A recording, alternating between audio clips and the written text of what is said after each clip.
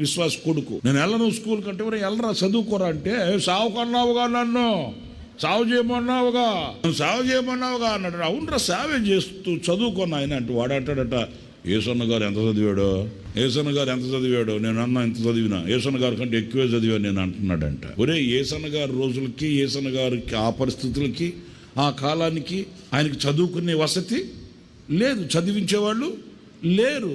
ఇంకొకటి ఏంటంటే, ఆయనకున్న పరిస్థితులను బట్టి దేవుని నిత్య సంకల్పం నెరవేర్చబడు నిమిత్తం దేవుడు ఆయన ఆ రీతిగా ఎన్నుకున్నాడు, ఆ రీతిగా ఆయన్ని ప్రత్యేకించుకున్నాడు, ఆ రీతిగా దేవుడు ఆయన బలపరిచాడు. సరిగా మాట్లాడలేని పరిస్థితి అని చెప్పేవాళ్ళు ఏసన్న గారు.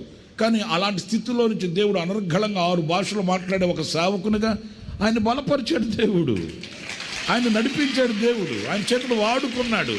అది దేవుడు ఆయనకి ఇచ్చిన ఆత్మబలం. అది ఆత్మబలం, మనుషుల బలం కాదు.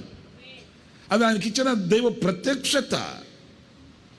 ఆ స్థితికి మనం రావాలంటే ఆనాడు ఎప్పటికప్పుడు మనం ఆయన దగ్గర బలాన్ని పొందుకోవాలి, శక్తిని పొందుకోవాలి.